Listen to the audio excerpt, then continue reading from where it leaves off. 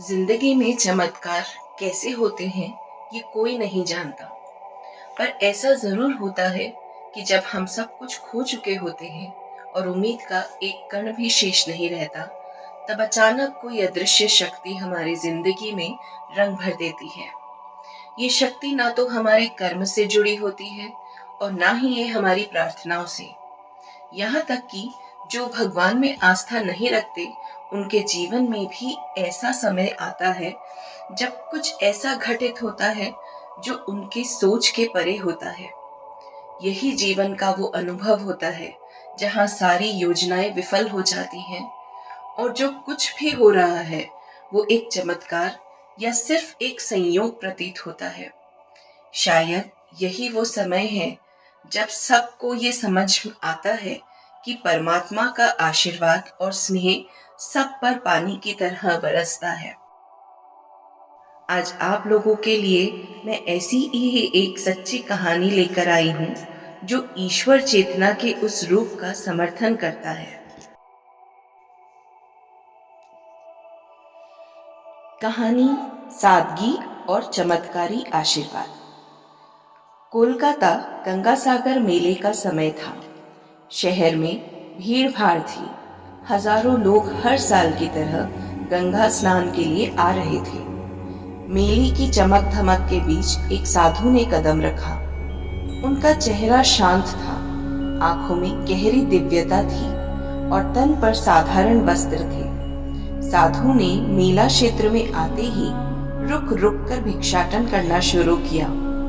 वह एक छोटे से इलेक्ट्रिकल सामान की दुकान पर पहुंचे। दुकान का मालिक एक गरीब आदमी था जिसका नाम रामू था। रामू का दिन हमेशा संघर्ष में बीतता था। मेले के दिन भी उसके पास अधिक ग्राहक नहीं आए थे, लेकिन फिर भी उसने अपनी छोटी सी दुकान से साधु को देखा। साधु ने उससे भिक्षाटन के लिए कुछ दान मांगा। रामू ने अपनी जेब में हाथ डाला और बिना ज्यादा सोचे साधु को 50 रुपए दिए। साधु ने देखा और मुस्कुराकर कहा, मुझे सिर्फ 20 रुपए चाहिए, बाकी तुम रख लो। यह सुनकर रामू थोड़ी देर के लिए चौंका। फिर उसने कहा, नहीं बाबा जी, मैं दान में देने के बाद कभी कुछ वापस नहीं लेता। साधु को यह बात बहुत प्यारी लगी। उसकी आंखों में आशीर्वाद का तेज चमका और वह बोले, तुमने दिल से दान दिया है, तुम्हारा जीवन अब बदलने वाला है। अब कुछ मांगो, तुम्हारी इच्छा पूरी होगी। रामू थोड़ा असमंजस में था। उसकी हालत ऐसी नहीं थी कि वह किसी चमत्कारी वरदान की मांग कर सके, लेकिन फिर भी उसने विनम्रता से कहा, नहीं बाबा जी, मुझे किसी वरदान की कोई आवश्यकता नहीं। बस मुझे और मेरी दुकान को चलाने की शक्ति मिलती रहे, यही मेरे लिए काफी है। साधु ने उसकी बातों को सुना और बिना कुछ कहे अपना हाथ जोड़कर 2 बार ताली बजाई। फिर वह चुपचाप वहां से निकल गए। रामू ने उनकी दिशा में देखा और एक गहरी सांस ली। वह यह समझ नहीं पाया कि यह घटना उसकी जिंदगी में कैसे इतनी बड़ी भूमिका अदा करने वाली है। अगले दिन सुबह सुबह रामू की दुकान पर एक सरकारी अधिकारी आया। उसने बताया कि एक सरकारी प्रोजेक्ट के लिए उसे इलेक्ट्रिकल सामान की आपूर्ति करनी थी। रामू हैरान था क्योंकि यह अचानक हुआ था। वह पहले कभी सरकारी काम नहीं करता था, लेकिन उस अधिकारी ने उसे बड़े आदेश दिए और अगले कुछ महीनों में वह सरकारी आपूर्ति का सबसे बड़ा ठेकेदार बन गया। समय के साथ रामू की दुकान बड़ी हो गई और उसका व्यवसाय फलने फूलने लगा। उसने और अपने परिवार के लिए एक बड़ा घर खरीदा और धीरे धीरे वे शहर के सबसे अमीर और सम्मानित व्यापारियों में से एक बन गया।